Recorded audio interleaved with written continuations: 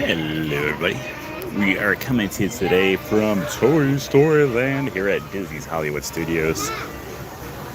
So, what we're going to do today, because the lines for everything are ridiculous, even though this section right here is empty, and I don't get why, because the rest of the park was absolutely insane, and usually Toy Story Land is one of the more crazy spots. What we're going to do today is we're going to kind of take a walk through Toy Story Land. We're going to point out some fun details that are found throughout the area, and overall, just have a good time.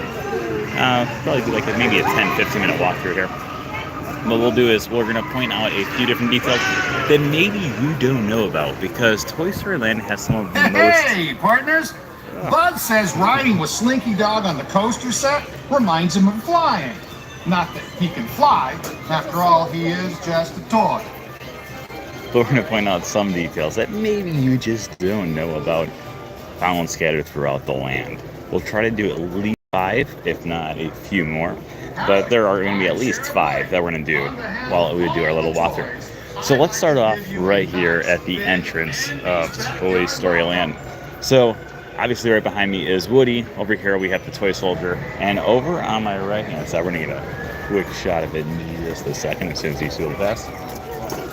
We've got the Roundup Rodeo Barbecue over there. One of the best meals. Actually, that is hands down my favorite meal found throughout all of Disney's Hollywood Studios. However, if you go into that restaurant, on the back wall there is a massive puzzle, and that puzzle is missing 2 different pieces, and those Imagineers think of everything, because if you come out here you can find one of the puzzle pieces right here, and then as we go through this walkthrough of the land, we will eventually get to the second piece that is missing from that puzzle as well. But this is going to be our first one. As you can see, you cannot seal it. It is screwed in 3 spots that are kind of painted over, so you don't know that it is a screw. All right, let's get to the other side of the pathway here.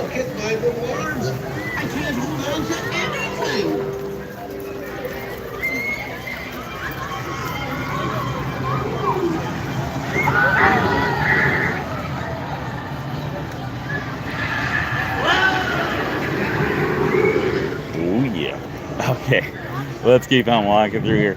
So first off, I want to point out a few different things about this land, because I know a lot of people who just despise this land. I personally love this land. There are so many details. Like I said, we're going to go through a few of them right now.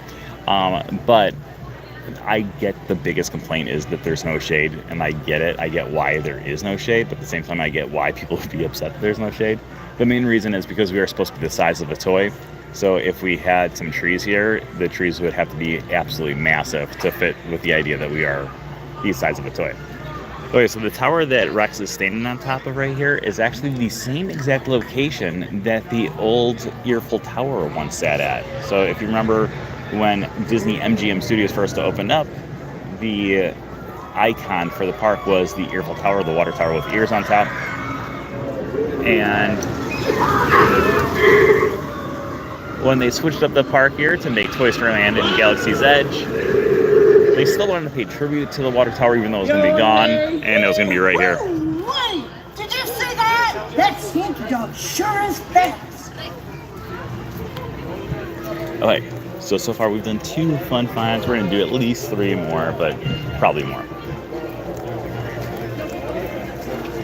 Alright, so we have a grand total of 3 Toy Story Midway Mania attractions scattered around the world. So we got one here, we might have one over at California Adventure, and there's also one found over in Tokyo as well. And I know you're thinking, okay, why is the history lesson?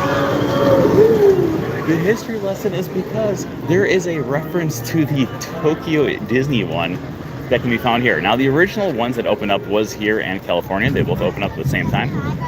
But they would eventually add the 3rd Toy Story Mania attraction over to Tokyo.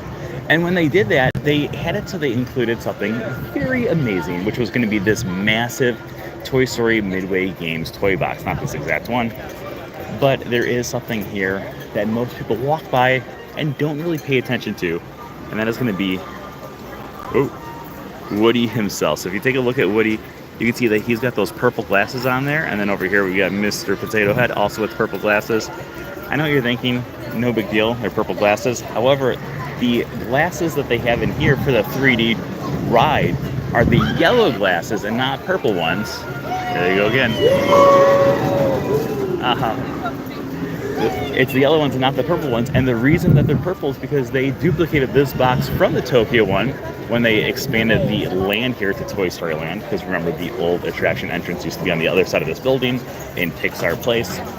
And when they would do that, they would just copy the box that they had over at Tokyo, and that one has purple because they use purple glasses over there, unlike here where they use yellow. Alright, let's take a look behind the Pixar ball here for yet another really cool detail that is not noticed by most people. Alright, so over here we've got dominoes. First domino means absolutely nothing. Just completely ignore it. Our domino fun find is going to start with the second domino right here, where we have 2 dots on there, the number 2. The next one here, we're going to have 3 dots. And then we've got 1 dot, followed by 9. This white one on the other side is an 8. And then over here, we have a 6. And that's going to stand for February 3rd, 1986, which is the year that Pixar was founded, or the day that Pixar was founded, on February 3rd. So we got a few really cool little details dealing with the dates of different locations here. We also have hidden A113s. That's going to be the reference to the Cal Arts classroom that most of the Imagineers studied in, including this one that's going to be right over here, where we've got a block with the A. We got number 1, and then this guy's blocking me from the other one, number 1, and then the number 3 right down here for A113.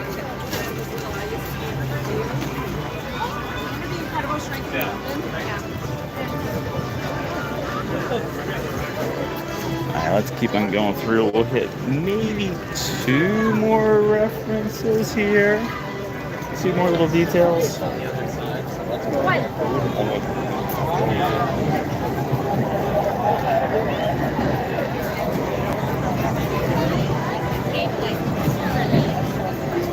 We'll do at least 2 more. Possibly 3, but 2 for sure. Right now we're just taking a look at this guy because I think he's cool. Actually, let's talk a little bit about the attraction over here. Our Alien Swirling Saucers. Now, Alien Swirling Saucers is going to be a toy set that Andy has won from Pizza Planet.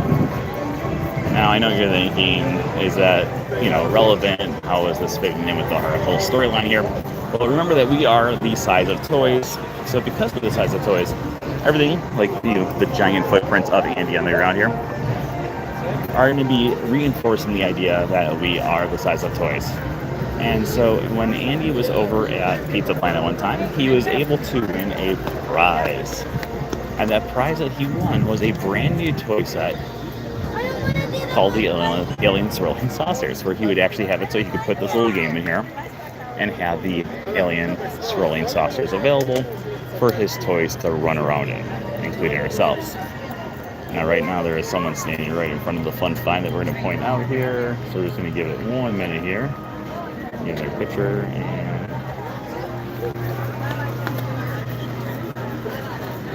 so if you ever come over here to the entrance of Alien Swirling Saucers, you may recognize that on both sides of the entrance are going to be these guards right here with the pizza there, and then the Pizza King. This is actually the same guards that were found at the front door of Pizza Planet in the very first Toy Story film. Be excited.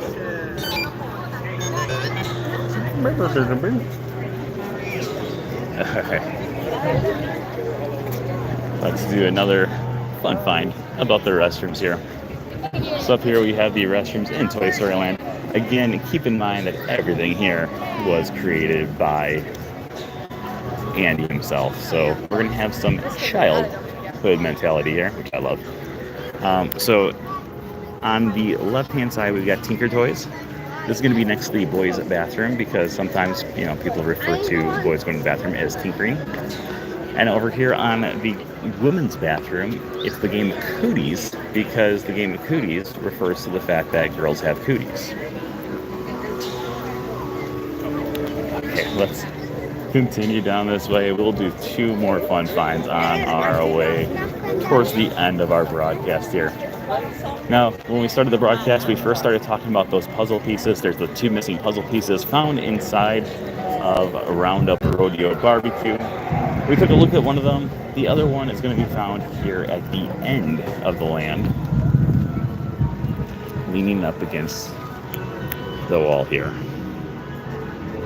So if you ever go to Roundup Rodeo Barbecue, there are so many details in there. It's unbelievable. It's hands down one of the most immersive and most detailed areas in any Disney park. I absolutely love it. But this puzzle piece one, I think it's just one of the coolest things in the entire world. So make sure you check that out next time you're here. Our final one is just going to be talking about the transition from Toy Story Land into Galaxy's Edge. So we do have Buzz Lightyear up here, Alien Swirling Saucers right there, and then right behind us we have Galaxy's Edge. Now the reason that these ones are together is because they are both space themed. We've got, you know, the aliens, Buzz Lightyear, and there's Buzz Lightyear talking again. So our transition from one area to the next is the idea that this is one play set that Andy has dealing with space, along with another play set for his toys, aka us, to go to that also deals with space.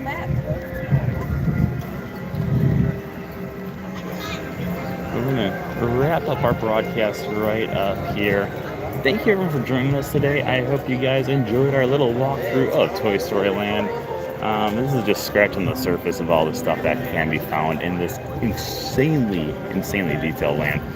As always, if you're not already subscribed, then make sure you subscribe. We will see you guys in a few more days for another live stream, and of course tomorrow for another full video.